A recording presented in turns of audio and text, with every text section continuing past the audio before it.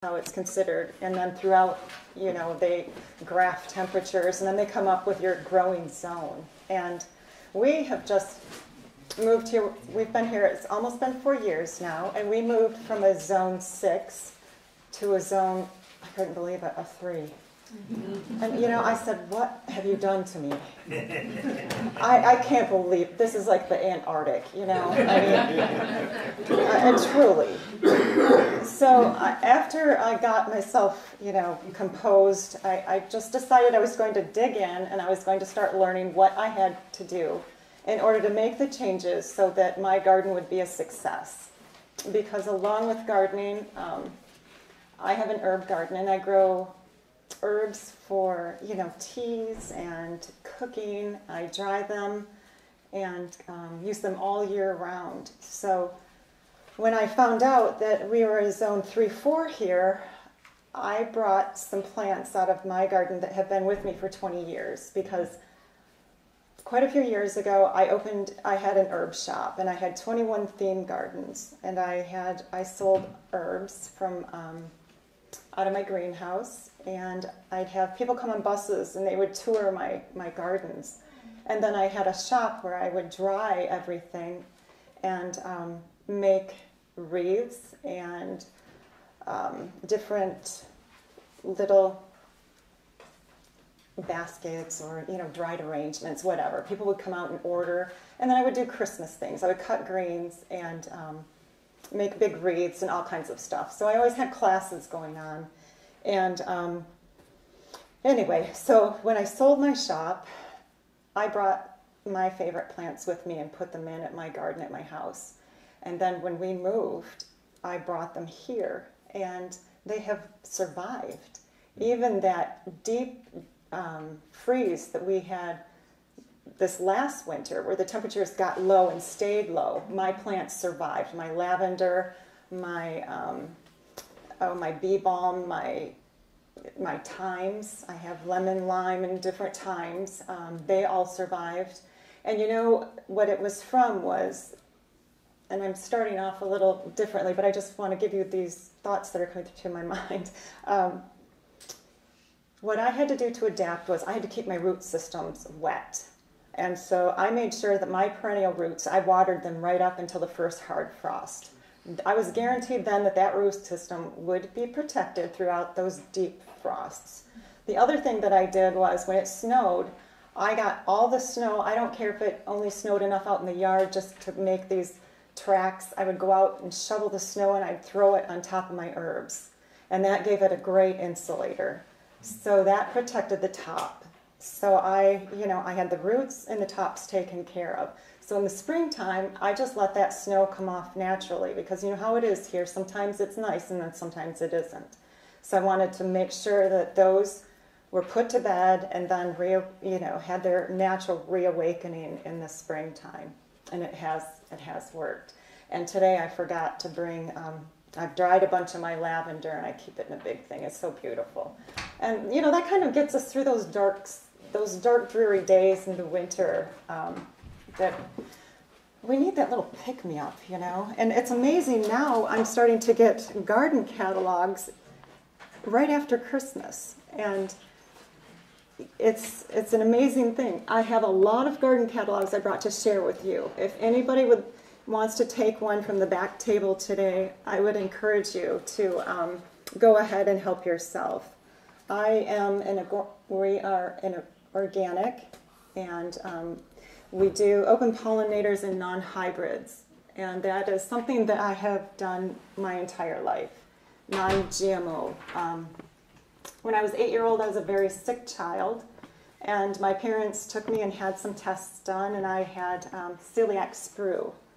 So my parents decided it was time to move from the city to the country, just like Ellen White talks about, get out there in that fresh air and your garden vegetables.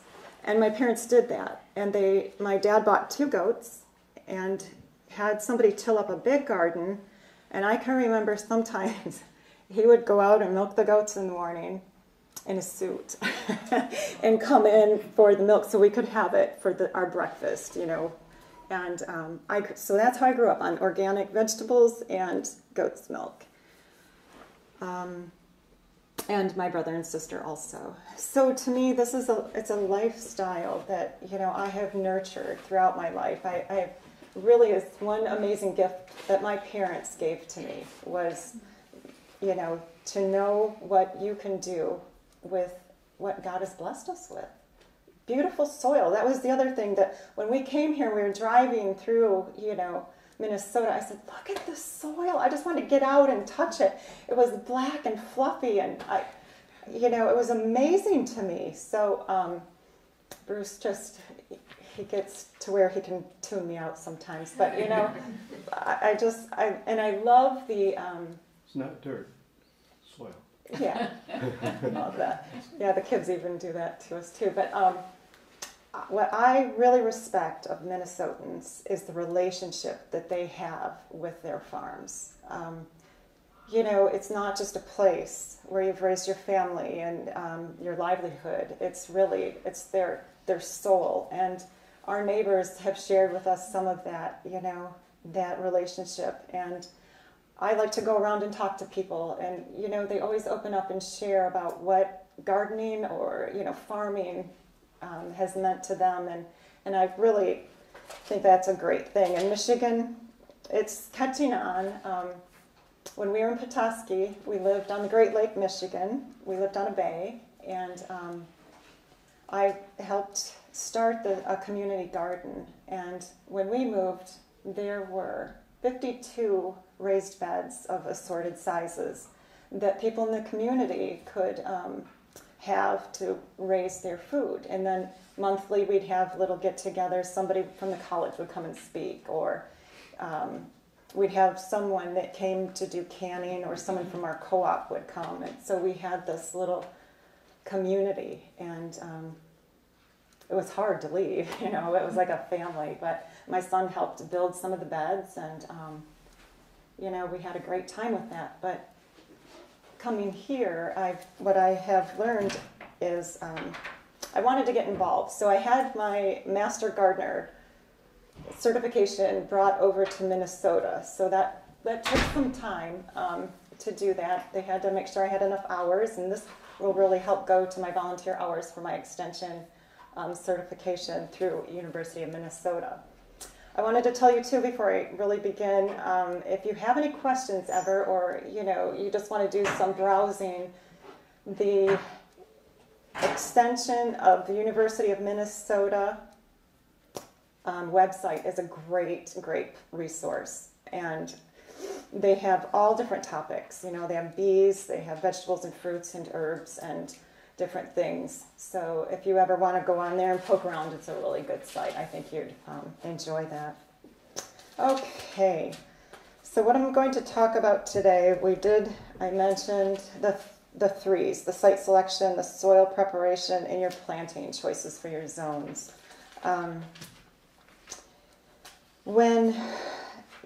For the soil, and I wanted to talk about soils today because it's it's really the meat and potatoes of a garden. If you don't have good soil, you're not going to have anything to take from it. So the functions of soil are to provide growth of plants, namely.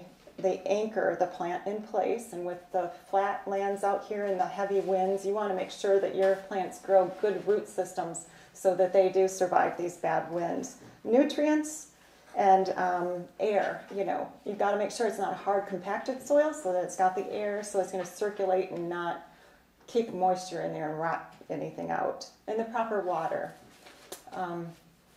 Our water is very heavy on the rust, and I have to be very careful. My herbs don't really care for it. If I get that water on their leaves, they start to die off, and I think that it's just too high of a mineral content. But if I keep it at the roots, at the ground level and not on the leaves, they do quite well.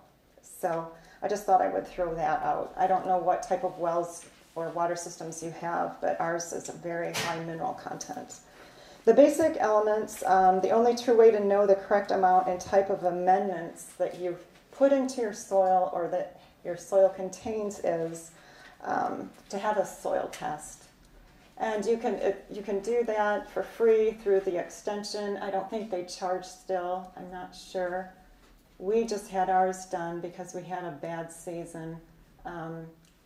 It was $35, yeah. And it's quite an extensive, test. They'll explain it to you exactly how to have that done. But that'll answer a lot of questions or, concerns you may have. The basic elements are going to be the NPK, your soil pH, your minor additives, and your organic matter. In our organic matter, we have chickens, so I will use that to heat up my compost pile, and it does a great job of breaking it down because that manure from the chickens is considered hot. And we spray a little water on it. I think the basic thing for compost is what I always taught when I taught the junior master gardeners in the schools was always have half brown and half green. It's easy as that. Half brown, half green. When you do 50-50 and you water it, flip it, pay attention to it, you're going to be guaranteed, hopefully, a pretty good equal amount. Watering the garden, I've taught this before, and I've had it taught to me over and over, and I don't think it's a topic you can ever talk too much about, is I water in the morning at the roots. I have shot sprinklers, but I've always paid for that because you can't do a select watering with a sprinkler. It's going to hit stuff.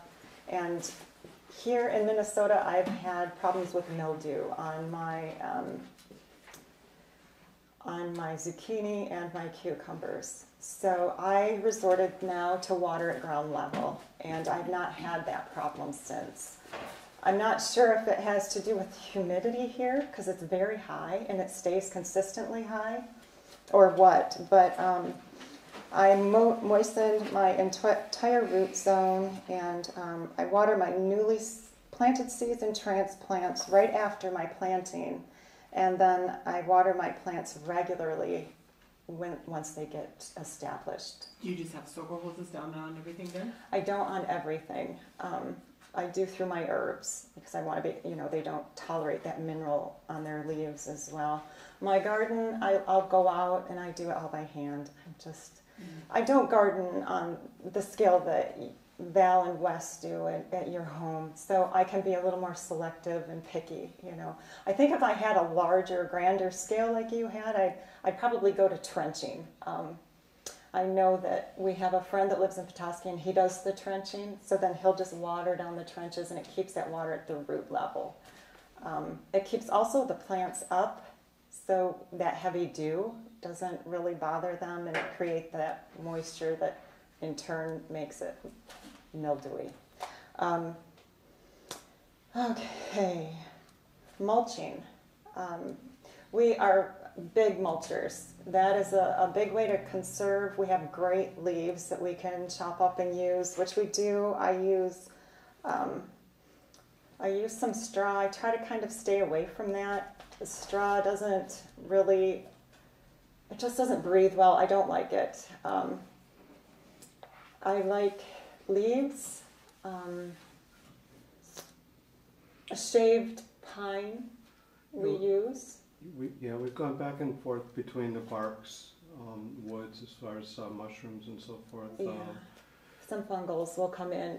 We're still, this is a whole new thing too, because in Michigan we had maple. So we had maple leaves. You could grind them up. They made a really great little thing. They didn't seem to grow a lot of, alien-like fungi.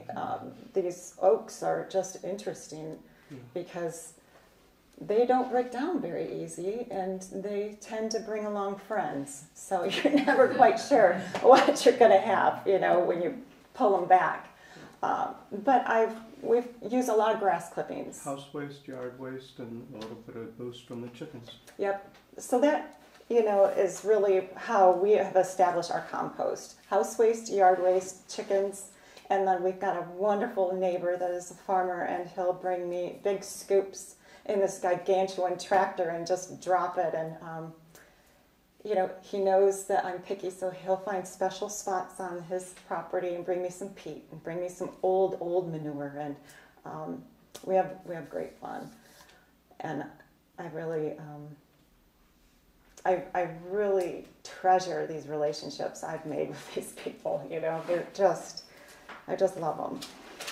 So, where I wanted to begin was the spring garden primer. I had given you that handout, and it talks about you're raising your seedlings, the dates to choose. It gives you in the back a monthly journal. I keep a journal on all my gardens. When my daughter was living at home, she would draw it out and do everything for me. Now I've resorted to taking photographs. Show us that folder, that handout that you're speaking of. It's called the Spring Garden Planner, but spring didn't come out on the copy machine. It's the thicker of all of them. So it's just going to say planner. This I got from Organic Gardening. I can remember looking at this before I really knew anything. I think it was like 8 or 9. My mom and dad started getting, when they first started getting into the garden stuff. So Organic Gardening has been a staple reading in our house, and right up to this day. So in there you're going to find, some great, I think it is, great information. Raising your seedlings, we're raising ours under fluorescent lights. We had some Trays, racks, and fluorescent lights, and now thanks to Dad, a greenhouse. Right, but what are those things you put the lights in? Shop lights. The shop lights. We took shop lights. Sorry. I just turned 50. I'm just losing my mind. Wow. Yeah. So we had shop lights, and we used them over fish tanks. We moved all this stuff, not knowing, what are we going to do with it? Then when we found out we're in zone 3, I thought, if we're going to survive, we need to start our seeds. So he put fluorescents in them, and we have these racks, and we made all this home ribbed stuff, and so it's right like in our living room. We don't have a real big house, so we live with this stuff, which is great because you got to keep your eye on it, So I mix my own mix for my seedlings. I do have, now they've come out with some really great stuff like this I found at Walmart. It's an organic seed starting all-purpose mix. If you just want to start out and see what it's like, you can try those mixes. The thing that I don't like about store mixes is I don't like perlite or the little styrofoam balls. I don't like those. They don't break down, So when you're putting them outside, I that's my stewardship. I feel that God has given me what a great gift, and I want to be as good a steward to my gift as I can. Anyway, my soil, sometimes you can collect soil from your garden outside and bring it in, and then you can, amend it so it'll be fluffy. The thing about bringing soil in from your garden is that it tends to be harder packed. So it's more difficult to use, and sometimes you'll spend more time amending that than anything. But when making your old soil for seed starting, if I do get it from the garden, I add sand to it. Now the sand that you don't want to put in it is sand from the lake or sand from the side of the road. You want to make sure you get builder's sand, or it's called contractor's sand, and that actually has more of the balanced sand and grit to it, so that it won't form like a cement. They did a study of it at Michigan State University in Michigan, and they used outdoor sand, and then they used this special contractor sand. It's not special anymore. You can get it at Menards, you can get it anywhere. And they found that with amending with it, using the contractors was a better success. So that's just what I use. The lake sand, it's just not fine enough. And really, I just decided I didn't want to do that for some reason. Mostly because it just doesn't work. But the equal parts of compost, your good garden soil, if you want to try that, you can rub it through a screen. And when you have the screen, you can use that for your seed starting mix because it lightens it up and it takes all that other stuff out of it. And then you can add moss. I used to take the kids behind our house and we would gather moss in the fall, and they loved it. And I'd put it in a bag and I'd bring it home, and it'd be someplace like in the closet, I forgot it. And then in the spring I'd get it out and I'd mix it in the soil, and we'd do all kinds of stuff with it. They'd do little windowsill gardens and, with little things in it. They love to do that. And it's a really good way to get that aeration in. And so when you water, it's going to make sure that it'll dry out good. Okay, now the things that I wanted to talk about, because I know you guys are all seasoned gardeners, but I wanted to talk about some problems that you may encounter when you're starting your seeds.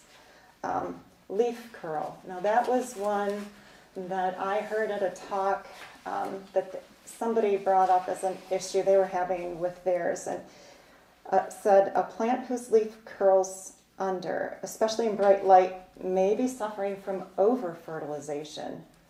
And, I know that they sell all these little fertilizers and they all look, everybody wants their plants to be healthy and big and to produce. But sometimes more is not always better, Sometimes it's better just to start and then add as you go, because it's really hard to take away once you've doused it. So I start with less. And it's a little bit more economical. Some of those things can add up, The yellowing and dropping of lower leaves is another symptom of overfeeding. And I had that on my tomatoes last year because I thought, this season stinks. We didn't have a very good summer last year. I'm going to get just the bang up for my buck if I just, go whole hog. And I learned my lesson. You don't want to do that. As everybody knows, you end up with more green than you do fruit, and I did. So we didn't have any salsa.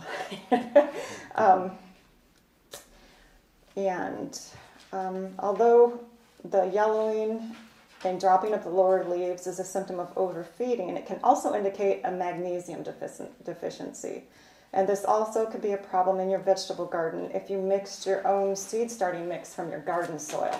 So if you're bringing your garden soil in and you're finding out issues with your seedlings, if your leaves are curling and dropping off the seedlings, you've got a magnesium problem. This is a gardener's best friend.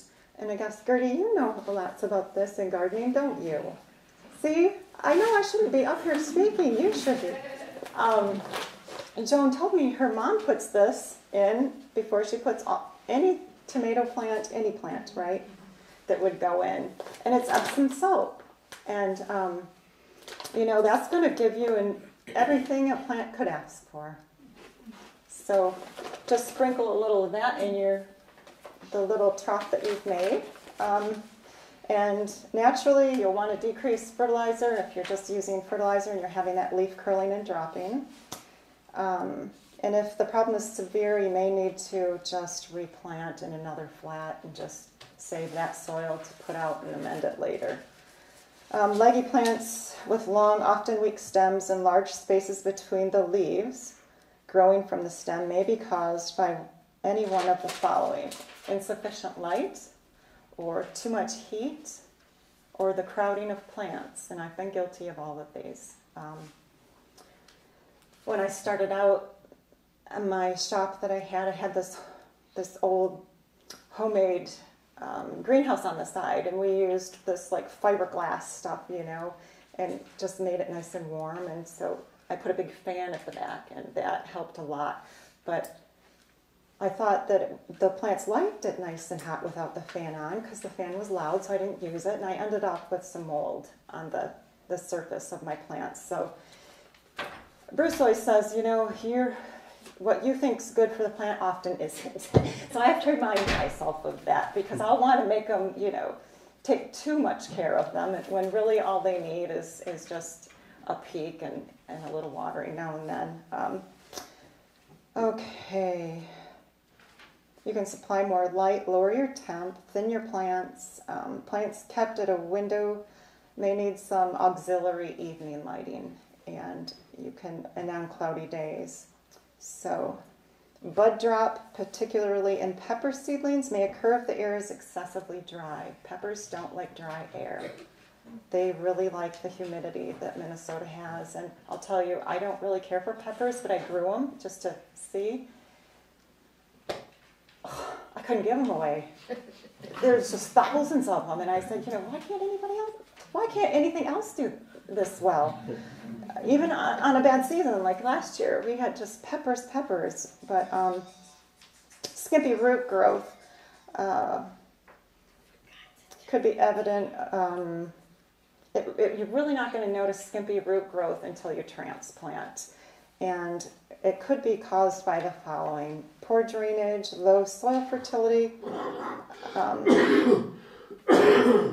concentration of excess fertilizer and nitrogen. Your temperatures might be too low, and insufficient air.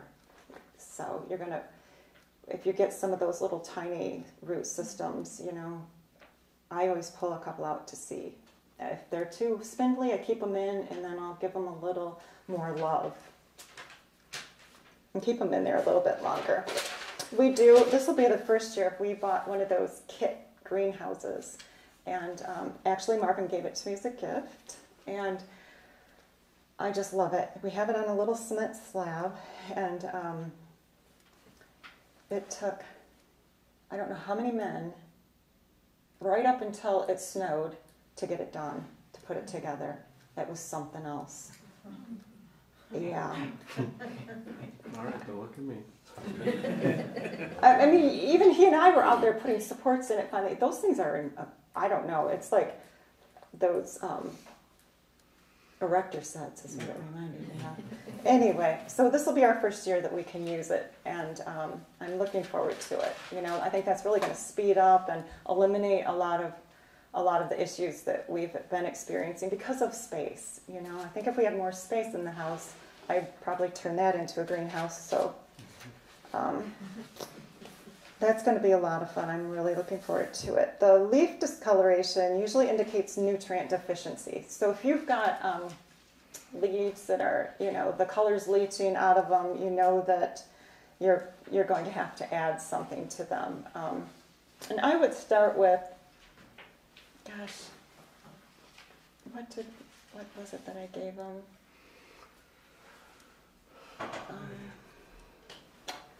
I can't remember exactly what it was. I probably mixed it up myself, and I did use a little bit of the Epsom salts. And in these big buckets, I really like these buckets a lot. In here, I can put in a muslin bag, I can pack it with manure, and I can fill this or a big barrel full of rainwater and make like a tea. So I just put a stick through here and tie that tea bag to it and let it dangle in that water for a few days. And then you'll have, this beautiful organic water that you can put onto your plants. And the rain barrel, if you want to turn that into something like that, you could do that. It's what they do, and they try to sell you those moo-poo teas where they mix their own stuff and put it in a muslin bag. You can do it yourself. I mean, I get stuff. I put poop in it, cow poop and rabbit poop and little chicken, and make my own little thing, And then this is something that's going to be indispensable. I've not had it, but I've watched everybody else use it. You can put your vegetables in it and then just spray it off with a hose so that I don't have to track all that stuff in the house.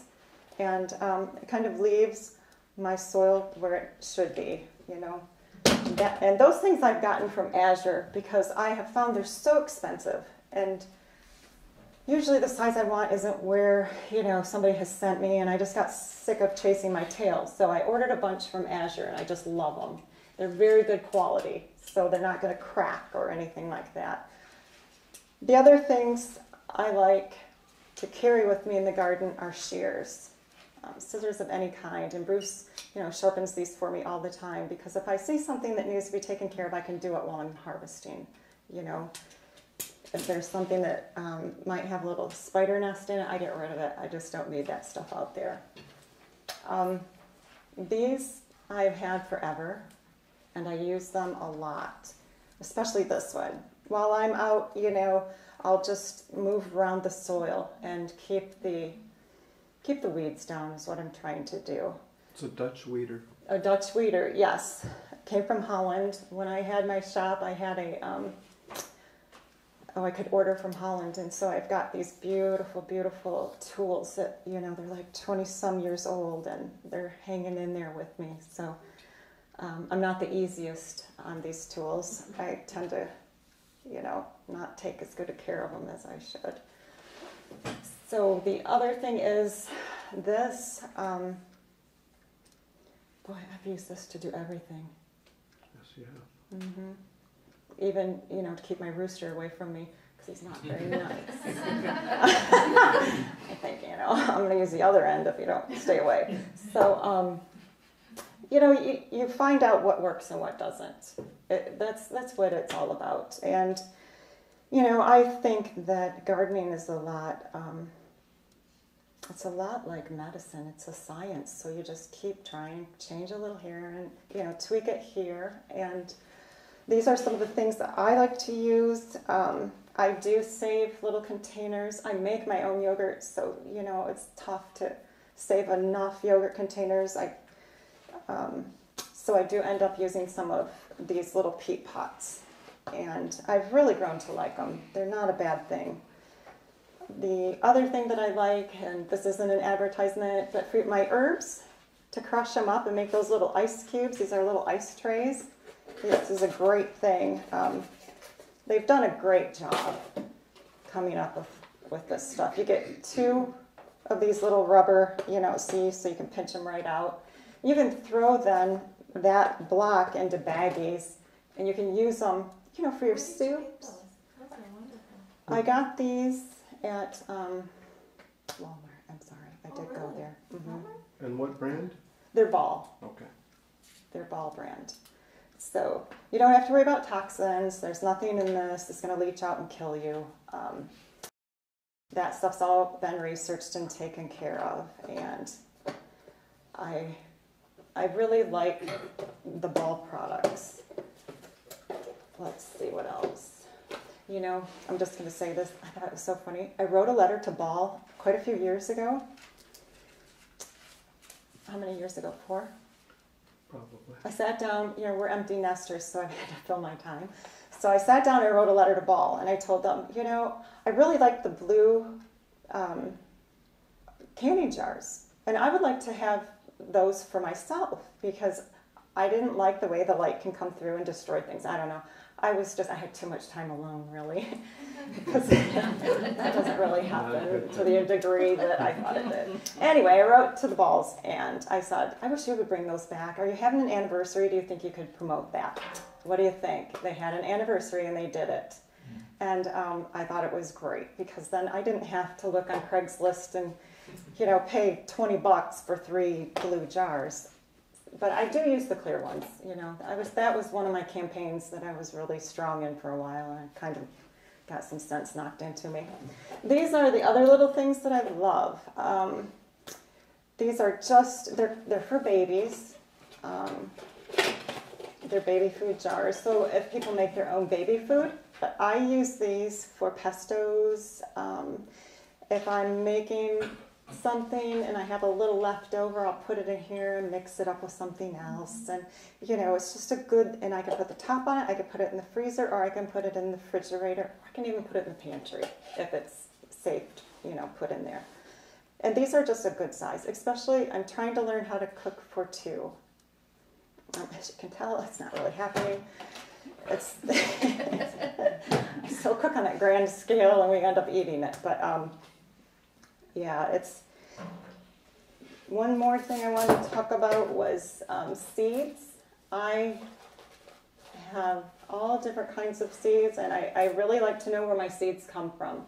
I don't just, take some seeds and put them into my garden without having known a little history on them. I have friends, and my dad was very into honeybees when I was growing up. And you know, what is happening with them these days is making me sick. And the monarchs, when I was little, I would ride my horse and the monarchs would be in the trees so thick that it'd blow your mind. And today to see one, we're lucky, you know? And it's a sad thing, and it's scary. The other thing is that we have some little apple trees in our yard, and when they fly over and spray, you know, nothing happens. So, you know, there's some things that I'm seeing that to me is saying that the stewardship is not happening like it should. People need to wake up. I think they need to start being conscious, and they need to take responsibility for what they're doing to our property, our soils, and our water. Anyway. Question, Holly. Mm-hmm. Going back to the soil, I see a lot of the discount stores in spring have sorghum peat moss in bales. Mm-hmm. Is that good stuff for the garden? If you need it. Depend on your pH, wouldn't it? Yeah, it does. It depends on your pH. You'd have to know what you have in your garden before you start putting things into it. And you wouldn't want to start pouring that stuff in without knowing, because you might not need it. You could save your money and put it into something else. Yeah. So it doesn't, you know, there's all different kinds of things to take care of your soil or to check it. That doesn't cost much, really, to get a reading on what is in your soil and what it is you truly need. Who do we use in Perm that Eddie works with? Agronomy. Agronomy did ours, yes. We took our soil sample to agronomy, and they've done ours. In Michigan, I always sent them to the university because it was free for us. And I'm not sure what that has changed or what it is in Minnesota, but yeah, I hope I'm not jumping all around and that it's making sense. I knew it probably wouldn't be cohesive because my mind hasn't been lately. So if there's any questions, I'll be happy to answer them afterwards, but I'm going to turn it over to Bruce and let him talk about some of the ways that he looks at what I grow, and it kind of influences what we grow in our garden so that we can, you know, stay healthy from it. So if you want to come up and take it over. Robert, do you want to set that up? No, just.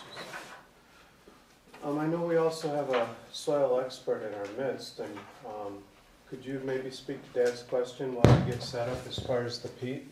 Would you mind? I'd introduce you. I don't remember your name. I apologize. My name is David. David, thank you. Yeah, it does depend on pH and what the organic matter is already in the soil, you know. I think you mentioned before, you know, that anything can be overdone, you know, so moderation is conduct. Okay. Thank you. Thank you, David. Yeah, that's right. I forgot. It's so nice to have you here. Thanks for coming. I'm sure you're... I was trying to get in here and get out without being noticed, but It's got to be the beard. Come on, you can't hide behind it. he's pretty good practice. He knows a lot. Yeah. It's kind of nice being in a family like this, in a community like this, like Holly's mentioned. You know, there's so many accomplished practitioners. You know, I grew up with Mom and Dad gardening for a long, long time and stayed as far away from it as I could. And I don't know, as we get older and wiser, we start to embrace things. What part of Michigan did you come from? I didn't recognize the name of that. Berrien Springs is a small southwestern town where I grew up, where Mom and Dad raised me, and our family was, and then later on Detroit area, All right. which was kind of a little darker time as far as from a gardening community point Right. of view. We had a lot of clay soil and a lot of pavement. Then later on, Petoskey is a small resort town. Petoskey, Traverse City, Harbor Springs. Charlevoix. It's right on the bay. About 45 miles south of the Mackinac Bridge. Okay. It's a fairly temperate climate. So that's why the extremes of winter and summer were such a wake-up call for us here. You know, we'd hear about it and talk to Dad, who moved here much sooner than we, and there's always a 10 or 15 degree temperature differential, and it's one thing hearing it over the phone, it's another thing experiencing it for weeks at a time. But you had sunshine and we didn't. Yeah. You know, that was the big difference. You just let me know when you're ready, Robert. Oh, changing input. One of the things we can talk about tools for just a couple minutes. You know, we all find things that work for us. There's a lot of stuff from China out there right now, and you know, you can get a season of use and struggle with it, and you know, get kind of a cheap price. We found that it's cheaper in the long run. The Brits are really into their gardening tools, Spear and Jackson and Covington. These are kind of representative of that ilk, and I think we'll be hard pressed to outlast those tools. Taking care of them is a whole other thing. The idea of getting a bucket of sand and just pouring in some boiled linseed oil and stirring it up, and when you're done using them at the end of the day, shoving them in and either leaving them there or pulling them out and brushing them off the next time when you go to use them. There's a light film, the sand cleans the dust off. There's enough linseed oil in there to kind of coat the blade, and it's a pretty bulletproof technique. This can's been around for a long time, as you can see. Also, a lot of these things come with a nice, highly polished, varnished handle that'll give you blisters if you really work with it for any length of time. I sand that stuff off. I shave it off. I get it off of there as soon as I can. I get it down to a natural finish and load it up with linseed oil and do it daily for the first week, then do it monthly for the first year. And by that time, you've got a pretty good patina. And if you're busy working with it and not leaving it out in the sun, these handles will stay nice and rich for a long, long time. This is a LL Bean tool, and like some of their stuff, it seems to last. This is a company called Sneebor. It's a Dutch product. We got a ton of stuff around the house. Couldn't bring it all, but it's nice working with nice tools. You know, we have a relationship with our tools, and we take care of them. Give them a plug. Okay. The DVD player quit working, so I went home to get, if I can. Well, I'll just say one thing that I know he's pausing. Whoops. We'll be without that. But I think you could still hear me. The vinegar, I just forgot to talk about, was when at our community gardens that we had in Michigan, we were having some problems with different diseases showing up in beds. And you know, I just couldn't In figure out. pregnancy, while antioxidants and phytonutrients help against colds and cancers. The iron, calcium, magnesium, potassium, and vitamins in dark greens promote overall health, but broccoli is especially talented at preventing stomach, lung, and rectal cancers and type 2 diabetes. Just say we'll start over. Go ahead. And so what we came up with, and I think it was your idea, we had a bucket and we poured it full of vinegar. And so every time somebody would come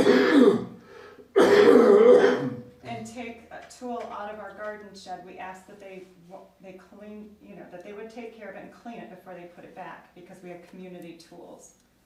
And they were cross-contaminating. So they would dip it in vinegar and then set it, you know, or hang it in our little shed to dry. And that vinegar will kill anything, and so that would keep from that cross-contamination we were having such issues with.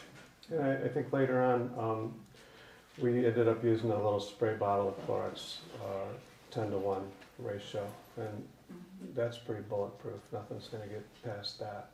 It's not the easiest on the tools, though. Ready? Yeah, sure, go ahead. What's that? It's corrosive. Yes, it is.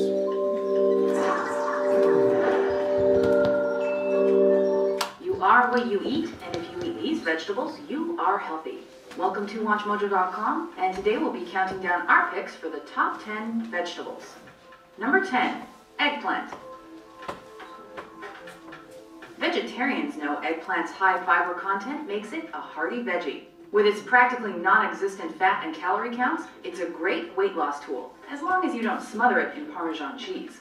Eggplants also have heart-healthy components, potassium, which can help reduce strokes and dementia, and antioxidants that prevent damage to brain cells. So put this purple plant in your plan pronto.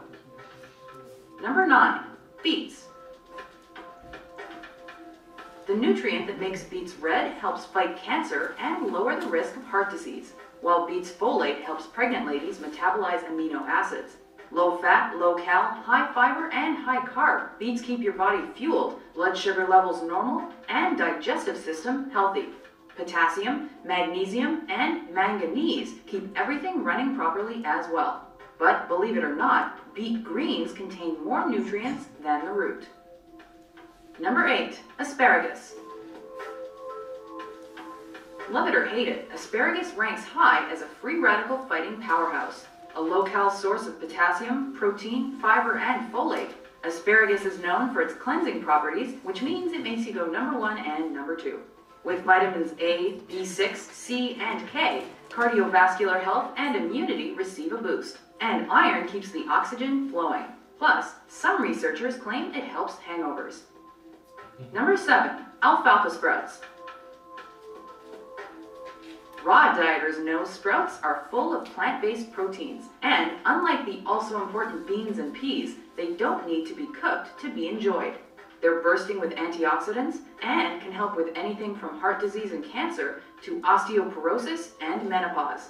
Their fiber helps you feel fuller longer, plus they boast nutrients like calcium, potassium, zinc, and manganese, and a bunch of vitamins between A and K. Number 6, carrots. We've heard the old wives' tale, carrots are good for sight. Is it true? Beta-carotene makes carrots orange, and humans metabolize it into vitamin A, which in turn keeps eyes, skin, and hair healthy. Carrots' vitamin C keeps cardiovascular systems running smoothly and promotes iron absorption, while vitamin K ensures your blood clots. Various other nutrients and minerals are Mother Nature's way of preventing problems from cataracts to cancers. Number 5, dark green vegetables. Whether it's leafy greens like spinach, Swiss chard, or kale, or cruciferous veggies like broccoli, cabbage, or Brussels sprouts, they're lean green disease-fighting machines. Their folate is great during pregnancy, while antioxidants and phytonutrients help against colds and cancers. The iron, calcium, magnesium, potassium, and vitamins in dark greens promote overall health, but broccoli is especially talented at preventing stomach, lung, and rectal cancers and type 2 diabetes. Number 4, tomatoes. Low-cal but nutrient-dense, a tomato's most impressive feature is lycopene, which protects against breast, colon, lung, skin, and prostate cancers, reduces cholesterol, and regulates blood pressure. Beside fiber and heart-healthy nutrients, vitamins like A, which helps skin and eyes, C, which fights infection and maintains connective tissue, and K, which prevents osteoporosis, make tomatoes indispensable. Technically they're a fruit, but call us when you have one for dessert. Number 3, bell peppers. These yummy veggies are also called capsicum or sweet peppers. Red ones are healthiest, with more lycopene, carotene, and vitamins A, B, C, and K. Those prevent cancers and keep teeth, gums, and eyesight in tip-top shape. Inflammation from arthritis and asthma, and age-related diseases don't stand a chance against their antioxidants, and fiber, potassium, and manganese are a few more of this superfood's benefits. Number 2, sweet potatoes. Smokers and diabetics can benefit from eating this vegetable. Vitamin A protects against emphysema, while a low glycemic index rating keeps insulin levels normal. Sweet potatoes also crush other veggies in nutrient density, with more fiber, protein, and complex carb content, plus anti-cancer vitamins A and C, iron, and calcium. Beta-carotene targets free radicals, vitamins and antioxidants fight inflammation and heart disease, and potassium lowers blood pressure. Superfood for sure. Number 1, allium foods. Adding flavorful and healthful properties to meals, the allium family includes leeks, chives, garlic, and onions. Famous in herbal medicine, both onions and garlic boast antibiotic advantages, increase immunity, and fight inflammation, while garlic is used to treat coughs and colds. Alliums also balance cholesterol levels, help prevent hardened arteries, lower BP, and fight certain cancers and neurological diseases like Alzheimer's. And that ain't even everything. Adding any extra fruits and veggies to your diet is a smart move, but like anything, do it in moderation. What are your favorite tips to staying healthy? For more health advice, be sure to subscribe to WatchMojo.com.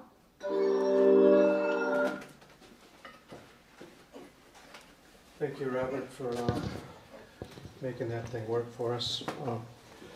Thanks, Robert and Joan, for all the time they put into this place and the things that go on behind the scenes that we never realized.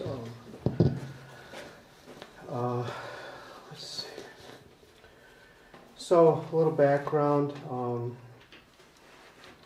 I started, over the last couple of years of attending church here, having some really good meals at potluck afterwards, so we'd invite anybody to just walk in off the street and join us on Saturdays. I hadn't realized how many good cooks we had, and after a while you start to develop an appreciation for quality food and what it can do. And when you start to have some health problems, you start looking at things a little harder and a little differently. I've been back practicing in this church for a few years now, but I took a few decades off doing things my way and giving my liver a pretty good workout and my system a pretty good workout, and I've got a little catching up to do. There are certainly,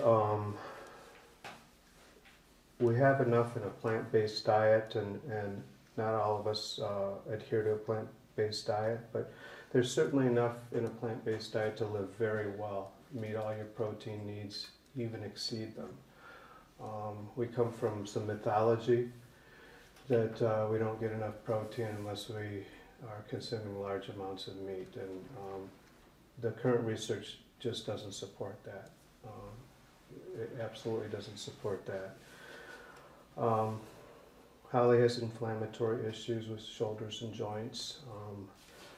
I've spent thousands of dollars on some joints and some particular therapies, and had all kinds of suggestions from having things fused, run a rod through, freeze it up, let it calcify, quit using it, and numerous medications and steroids.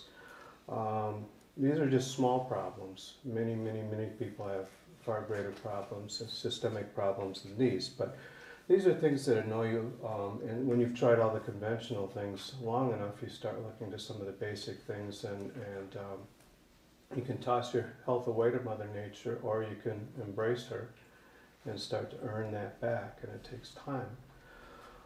So this is not a talk about vegetables. It's not supposed to take all day. Holly's talk is on gardening. I'm just supposed to put a little bit of time into this, what comes out of the garden. You get on the internet and there's a whole lot of conflicting, poorly substantiated claims. You really have to sort through that stuff carefully. When I bring you sources that come from the internet, hopefully I've done so responsibly. This is World's Healthiest Foods, whfoods.org. This is the sheet with all the advertising on it. Yours isn't in color because we couldn't print it in color, but that's a place where I got a lot of my information from. Check it out, see what you think.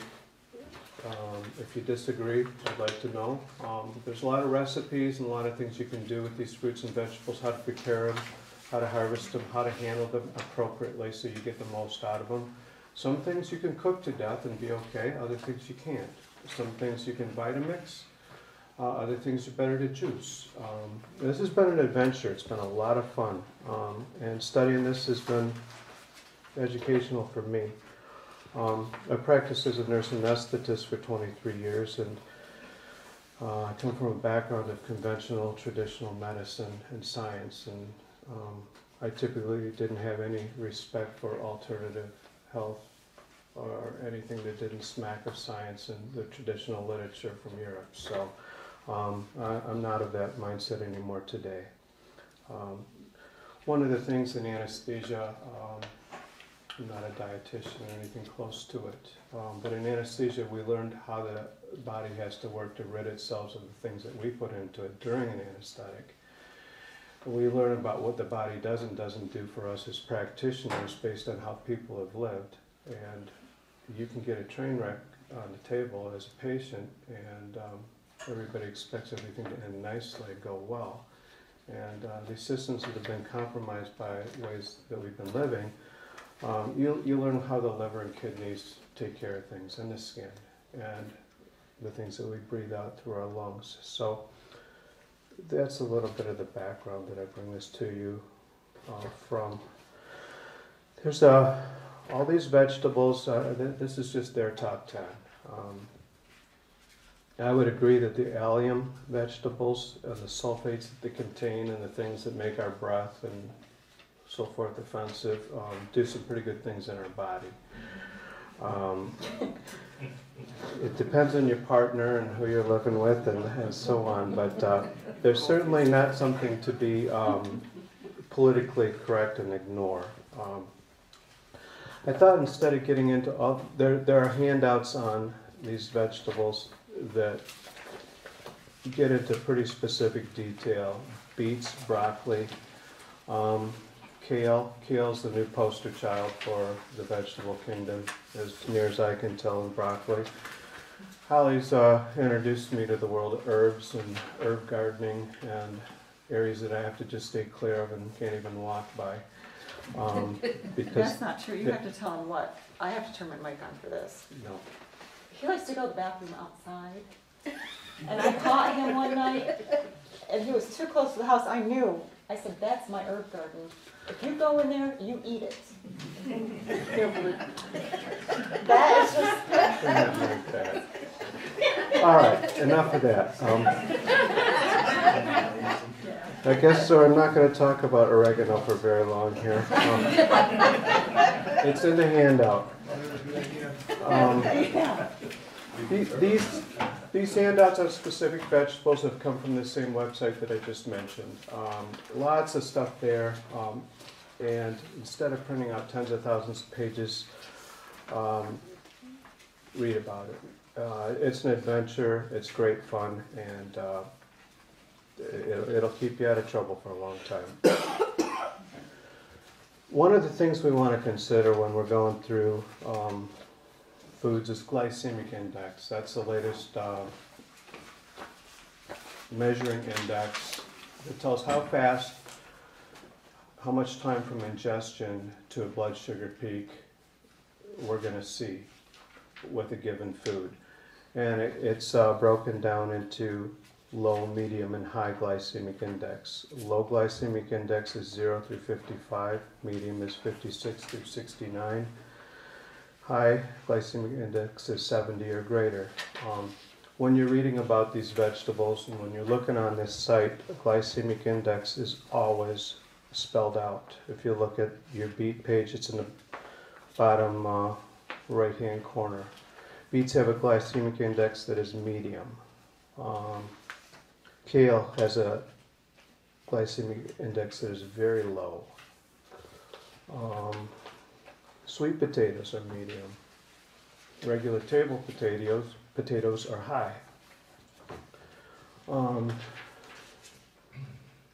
Even oregano, they list as very low. So glycemic index is, we don't really want to get lost in a discussion about that, but it's a pretty good representation of what it's going to do.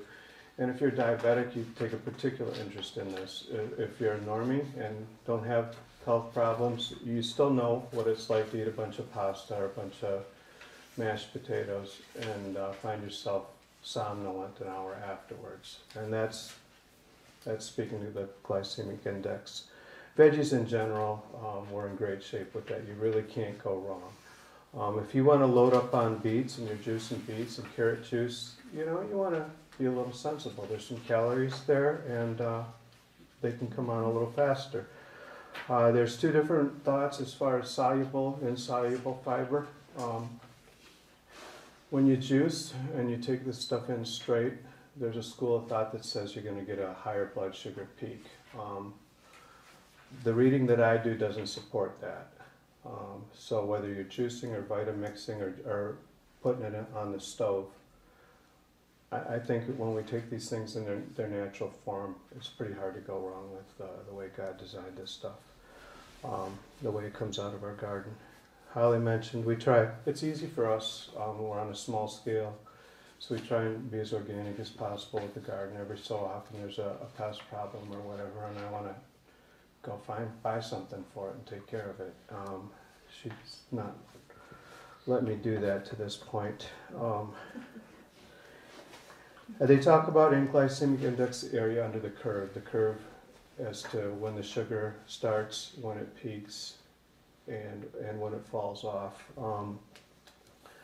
You could pretty much eat as many veggies as you can hold and walk away from the table and not get hurt on this matter. And I think that's really all the more I need to say about that. There's plenty of reading you can do in here. It's well supported. There's plenty of references.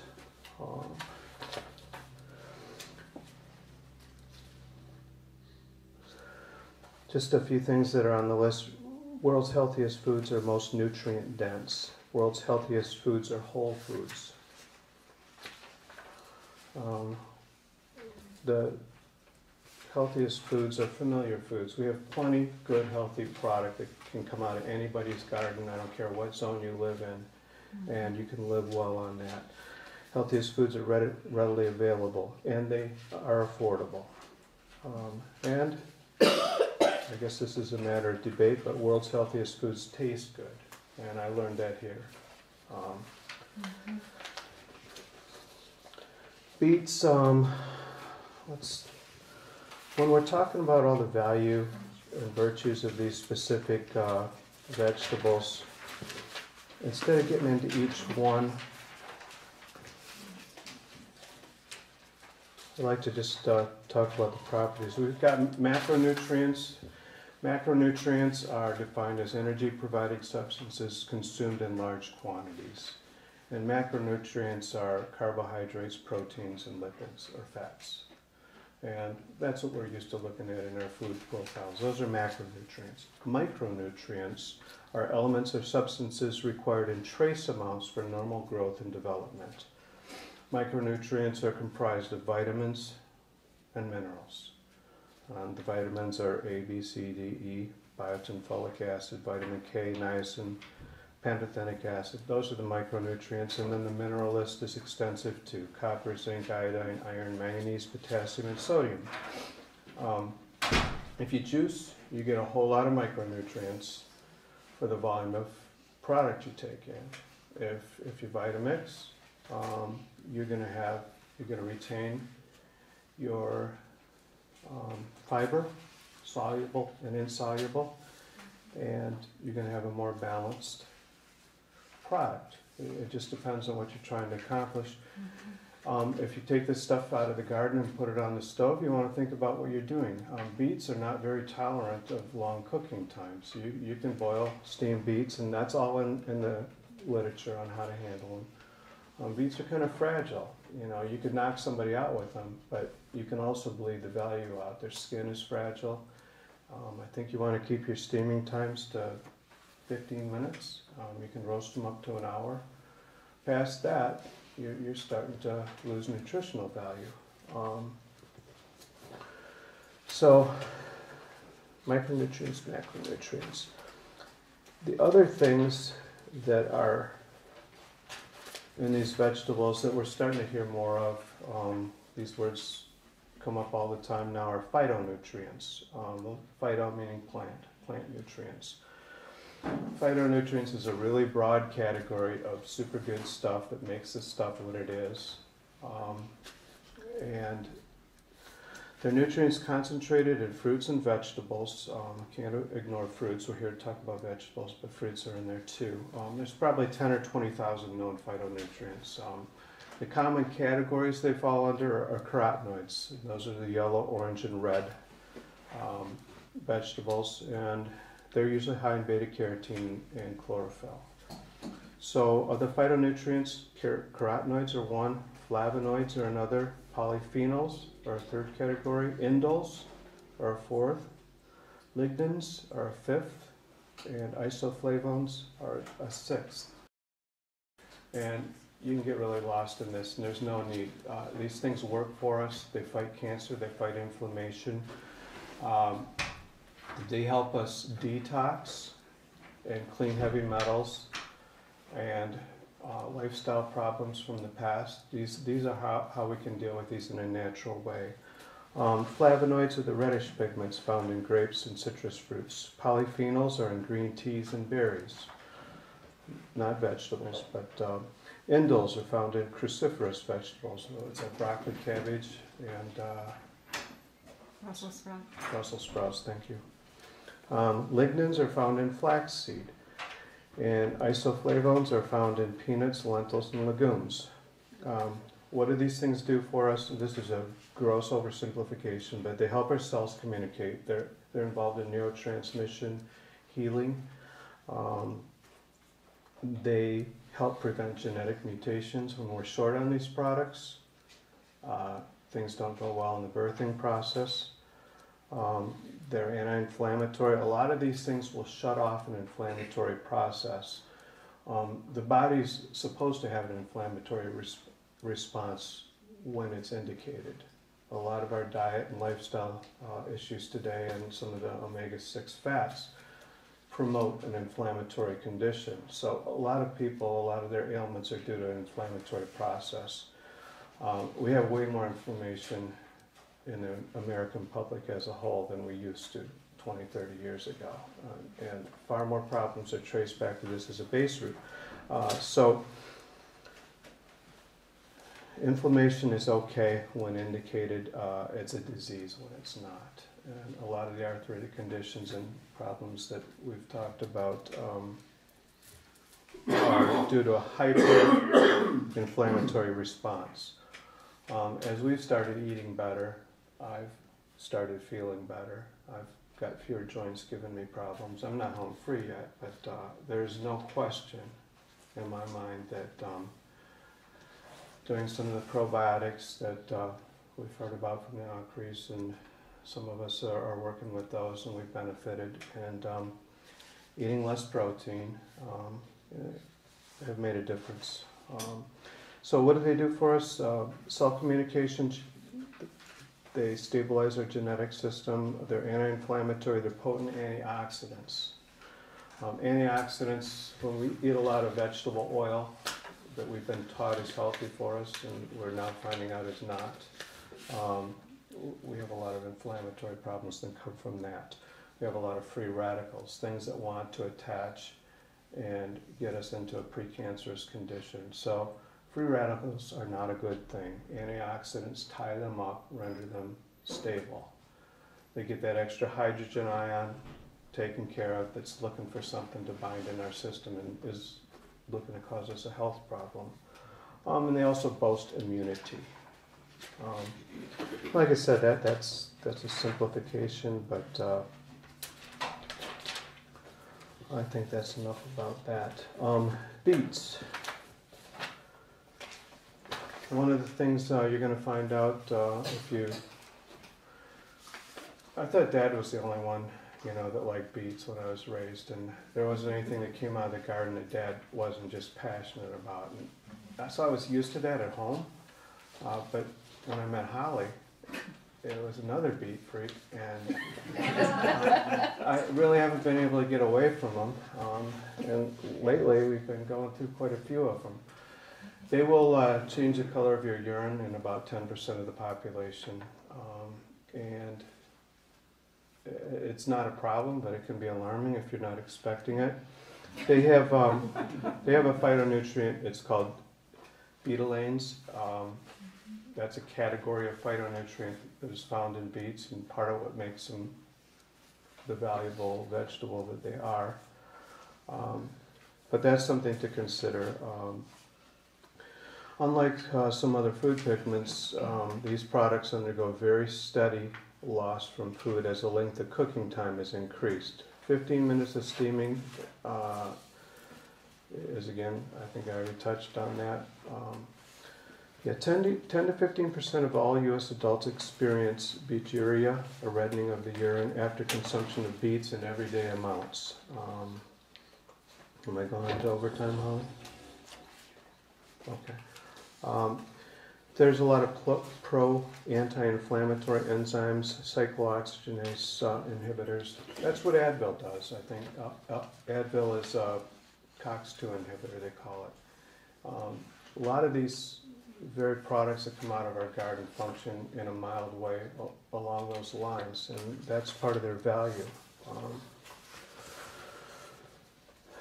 Kale and broccoli are probably the most potent, from my reading, anti-cancer vegetables, that we can get our hands on. And there's a fair amount written in the paper on those. I think they have those handouts. Yep. They were available out on the table. You could tell who's the scholar of the family. I'm the reactor. He's the researcher. So when the kids want facts, they go to him. When they want, a reaction, they come to me. So, no wonder I wasn't chasing you. Oh, I think it's all in the paper. Have fun reading on the internet. Have fun reading the papers. Have fun eating good food. And we're all here to talk about lifestyle changes. And a lot of those happen around the garden, and that's become kind of a spiritual center for our house. I'm a follower in the garden. I kind of stay out of it. I enjoy what comes out of it, but that's Holly's turf, and Yeah. I had this area that I turned into my squash area, and I grew the biggest squash I've ever seen, and they had tendrils that went out for miles, and I came home once and he's going over them on the lawnmower. That just doesn't happen anymore, does it, honey? we're not going to plant squash next year. But one of the other things is, he knows all of the data and any fact you can ask him.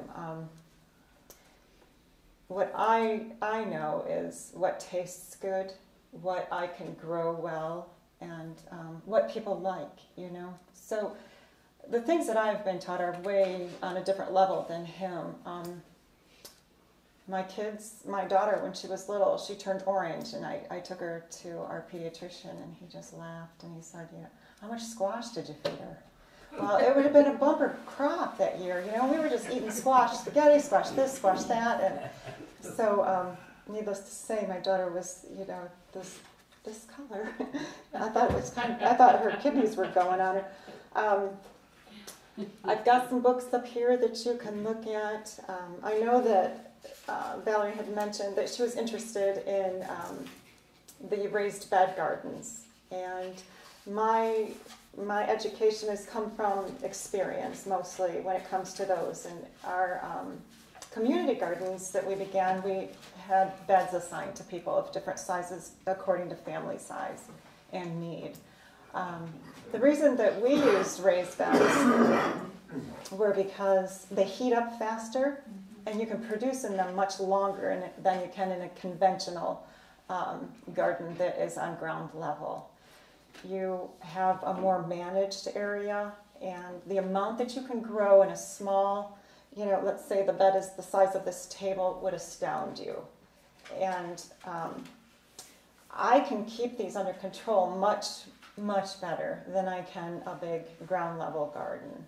I keep my weeds under control with, like we said, I do half leaves and half grass clippings, so that's equal 50-50 of brown and green. That's how I do it. Mix in a little poop and throw it, deep along, and that helps keep my moisture in. But these beds are, they're so much easier to maintain. I feel they're much easier to amend, and I do little like I say with my journaling, I keep track of how well and what I have planted where. You don't ever want to plant the same thing in the same spot over and over because it's not going to work. You'll end up with disease. So you'll want to rotate your crops. I have a handout, I think, that I gave to you on companion planting. I've been huge on this. I've taught classes on this alone. I really think that if you spent some time learning about companion planting, you'd be amazed at the amount of you won't get diseases like you usually do. Things seem to thrive, and your garden seems to go for a longer period of time. They seem to feed each other, and that coexistence can really help your outcome of what you harvest too. I also gave you blend your own seed starting mix. There's some little recipes in there for the garden. I have some books that I've had for years this one is Carrots Love Tomatoes. It's a great book. It's all about companion planting. I wasn't really sure, I know that you guys know a lot already, so I just wasn't sure what to bring to you that would be of interest and help. But I know that this is something that we worked with our community gardens, and people really got a kick out of it because they saw it happen. The other thing is, one of the gardens that I had at my shop was a biblical garden, and so I had plants from the Bible, and it was really fun, and my kids still talk about it today. They said, Mom, they got a kick that thistles were part of the biblical garden, it just didn't compute to them. So that's it's all fun and good, and this is a good one. My Earl Mindell's Herb Bible, he's got excellent suggestions in here. So I find things along the way. My son has become involved in his co-op in Marquette, Michigan, and he gave a presentation on organic growing, and so I found this when I was up there staying with him at a used bookstore. It's called Green for Life, and this woman talks about how she did green smoothies, and yes, Victoria, I just love her. And so you just never know where something's going to pop up and might really be useful. Let me think of what else. Does anybody have any questions? Well, I know last summer Holly had pumpkins growing 6 feet up in the trees. Oh yeah, they climbed up my trees and they were hanging. It was so cool, That's where the mower came in. They start getting out of control. Oh, that was not a good day at our house, was it? They were getting out of control. I mean, I just have think I've come to the end. But if anybody has any questions or suggestions or ideas that you'd like to share with everybody else, please feel free. Did you cover the site selection then? The site selection, it's pretty basic. You don't want to get it in a low spot. I always like to keep mine up if I can, in the sun. Away from any roots. The people that owned our house before us really liked sumac. What is that? So, sumac, that'll take over in a night. You can close your eyes and it comes in and it'll be everywhere. So we've spent some time trying to eradicate that. Hard to get rid of. Yep. It is really hard, I know. Yeah, but the berries you can make sun tea out of. Sun tea? Nutritious, yeah. Oh, really? High in vitamin C, yeah. Wow. Roots are good too. Sun tea. Huh. Wow. Yeah. Fred? They're not poisonous. You want to start simple and basic. And what's the simplest and easiest to grow that I'm not going to mess up? The simplest and easiest to grow? It depends on what you like. I think... Yeah, there are some harder to take care of than others. I don't think so. Sweet potato. You're a potato fan, correct? Sweet potatoes? Yeah, I mean, it depends on your soil too, I grew up in the north, not the south. If you like potatoes, I know that some of the people that we started out in our community garden, We started them out with spring, you know, something that they could harvest in the spring, like radishes and spinach. And then we would do some tomatoes, and they liked corn and pumpkins and squash. Squash is so easy to grow. Sometimes it depends on the weather too, because like last year was cold weather, Yeah. so like our peas were wonderful. Cold weather suffered as well, and our tomatoes here didn't do it. Yeah, our tomatoes just didn't do well at all. Nor our radishes. We bombed on radishes. That's because our soil deficiency, and we were growing tops and not bottoms. You know, she said she can't get radishes. Yeah, we were really depleted in our nitrogen, so we had to amend our soil, and we got great radishes. But you Yeah. had a nitrogen. We had a nitrogen depleted soil, so It was too acidic. yeah, it was too acidic. And you know, I didn't know. I mean, we just moved here. I wasn't sure what they had done. I don't know what type of how it was kept, the yard. So we wanted to know what we were working with. That first year I grew radishes. I was so excited. The tops were beautiful, and I pulled up nothing. Yeah. Yeah. It was amazing. Every little bit of energy and expense you put into managing your soil pays off in huge dividends. It's worth taking the time and digging up whatever size amount they want you to dig up and bringing it in, getting real numbers. You can guess about that stuff all day long, but having some guidance as to how to amend it, and again, there are people here that know more about that than us, but we all ought to work toward that end. It's time and money well spent. Yeah. So anybody else, any questions? Yeah? You say you go test your soil again? We went to agronomy. We haven't, yes, in Fern. And what he told us to do is you get an ice cream bucket and then get 30 little plugs, go around and get 30 plugs. But it depends on what size you're working with as to how many plugs and ice cream buckets you'll need. If you've got a big garden, you want to, talk to Eddie Gina is who we worked with. So, you get a very detailed report as to how much boron the soil needs, the pH and the basic stuff too, but you'll have stuff on there that you don't even want to know about. Yeah. So do they tell you how to correct it then? Yes. Yep. They tell you exactly what you need. That's what they're all about. I mean, they're Go buy this and put this in. Per square feet, what you need. Yep. Yeah. So it's all figured out. That was really nice. Do you have asparagus at all? We don't eat asparagus. Sorry. We did have it, and I tore it out. I just don't care for it.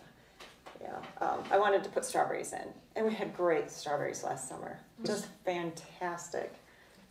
asparagus is another superfood if you It wanna is. use that term. You either like it or you don't.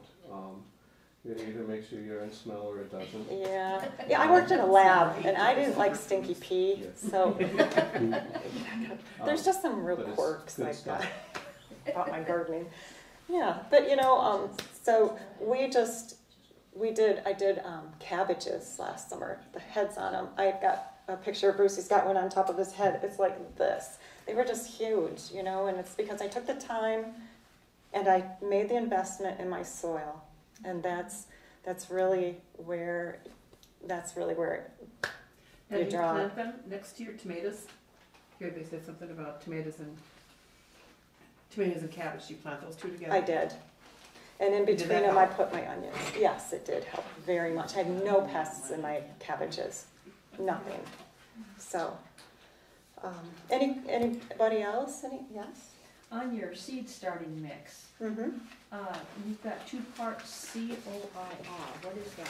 Oh, the core, that would be like the moss. It would be an aerator. So, maybe some leaves. The core that is a specific coconut husks. You know how that's kind of thready and Coarse stuff. a coarse, yes. So that's what that's referring to. It's what they refer to it as, yeah. Anything else? I hope this Do you know helps. when the last spring frost was? When our last spring frost? Oh boy, Wes is the guy to ask. We that. haven't had it yet, have we? I don't think so. They're still expecting, I mean, they can give you an estimated, but this year, I don't know. You're wanting to know It's when, usually like in May Yeah, Usually end of May is Not gonna get, yeah. it's gonna be good. Yeah.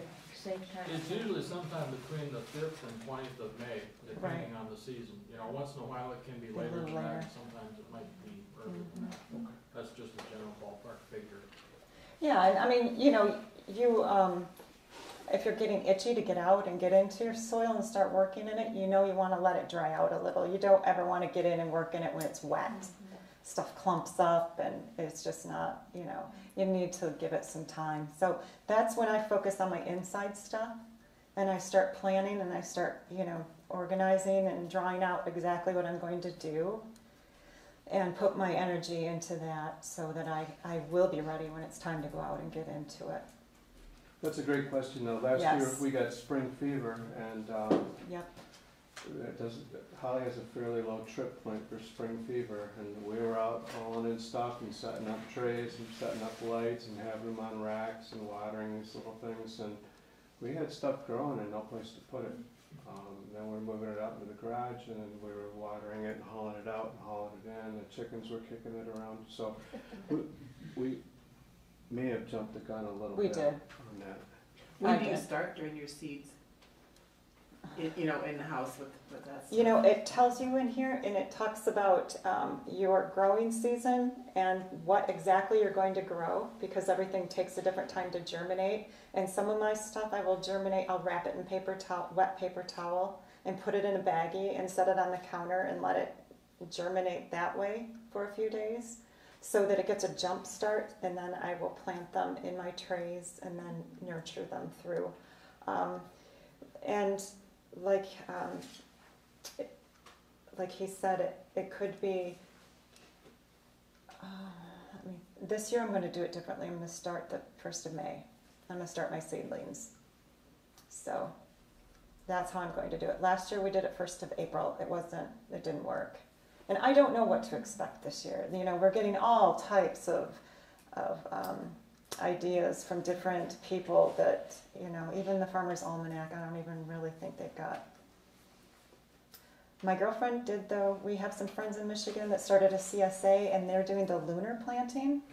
And I was real skeptical of that at first, but it worked, didn't it?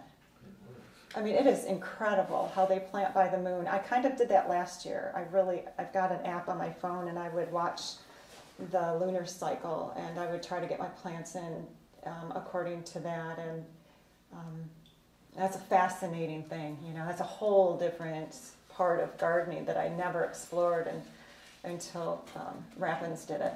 Okay. Yeah. I know my dad's dad was a big fan of lunar planting, and I put him up against anybody as far as making stuff grow. So when do you plant it?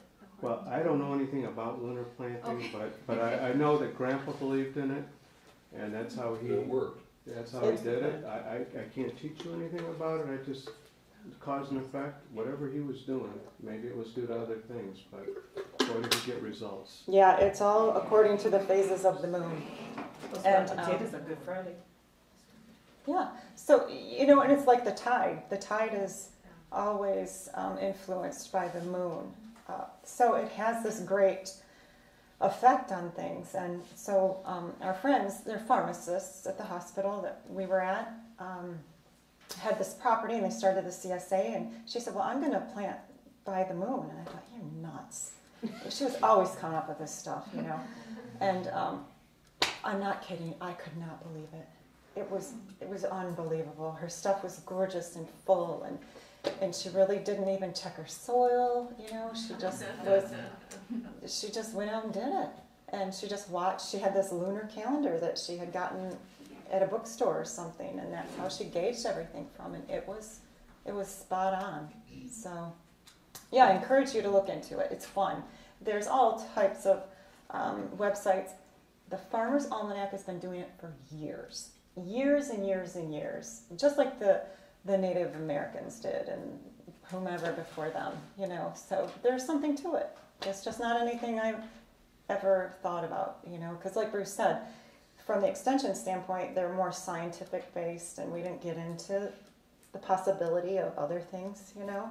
It was always soil and site and your your plants. And so now that's something that I've kind of branched into. Yeah, so I hope I didn't talk too much. I hope I didn't talk too much about too much. But, you know, I just encourage you, take your family, your grandkids, your kids, whatever, and get out there. It's a great place to spend time with family. We've had a lot of great conversations in our gardens. We've had some really good fights. And we've made a lot of friends because of it, you know? So, yeah, so try it. It's something you just got to get out and do. You just So are you don't. throwing tomatoes? Well, you know. It had to do with the squash mostly. Yeah. They were way up the trees. I just thought it was the coolest See where they thing. beat the trees, they were trying to get away from the lawnmower. Yeah. I know. Squash should be planted in the next county. It's just too aggressive. He's more reasonable. You know, sometimes that's so irritating, but. Oh well, we have a good time. So anyway, thank you all for coming, and don't forget the catalogs on the back, whatever you would like to take with you. I may have made notes and things, I may have turned pages, just ignore it and enjoy it. So Do you buy all your seeds through catalogs, or do you get any local? I have gotten some local,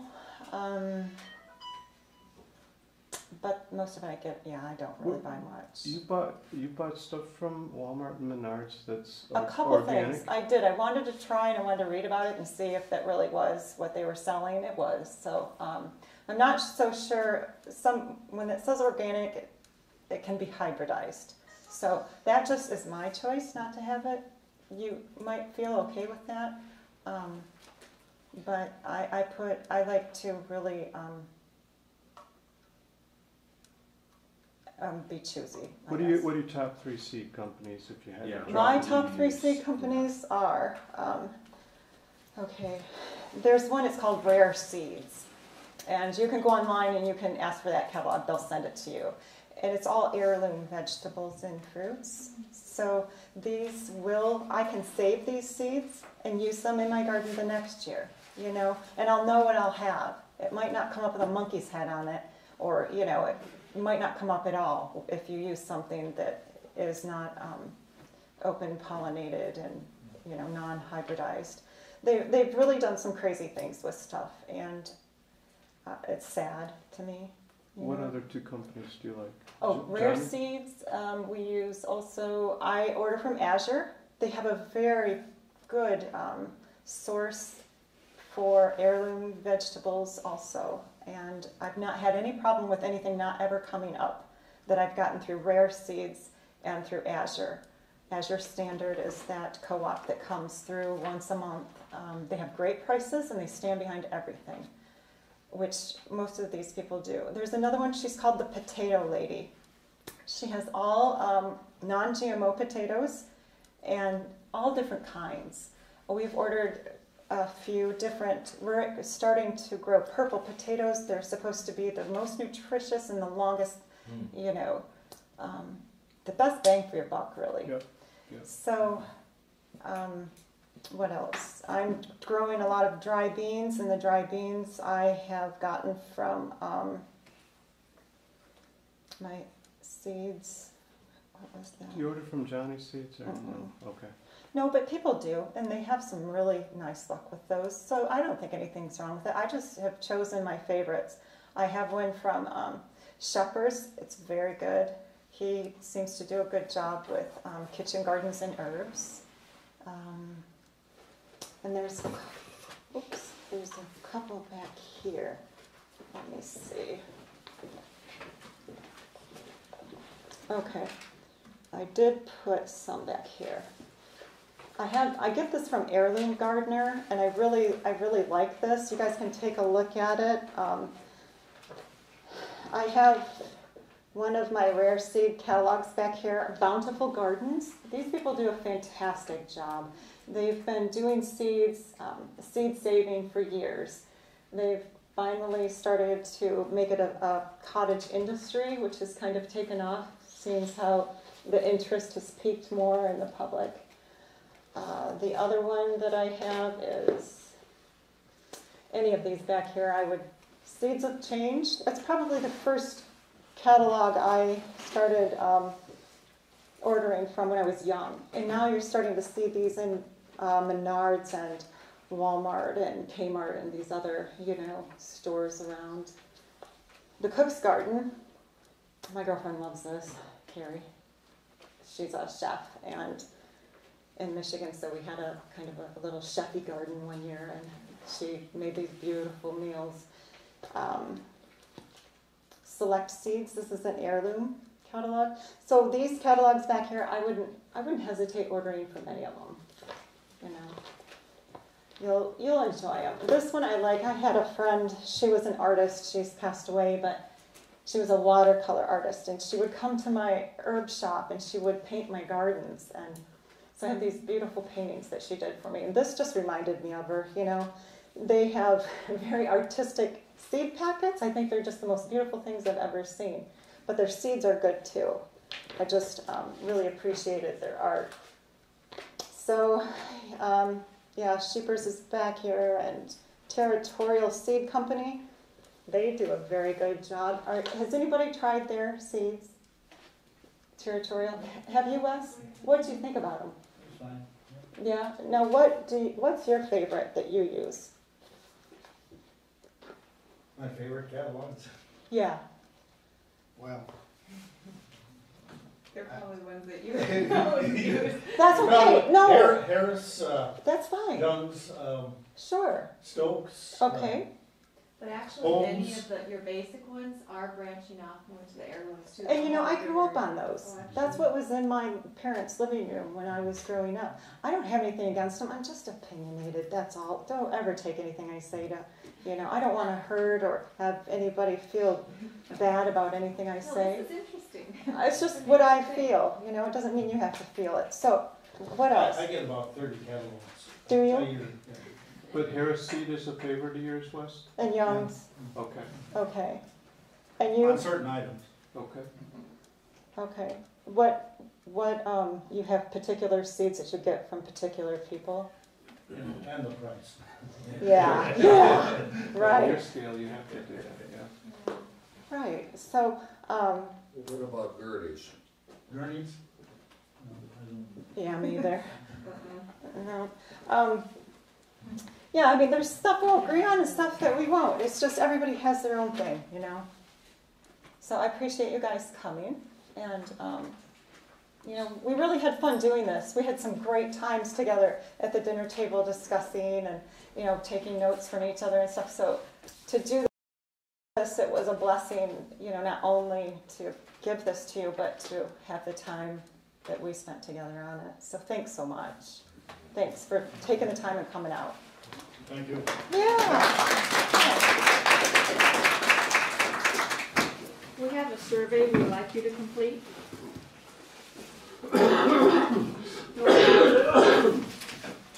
Get an idea of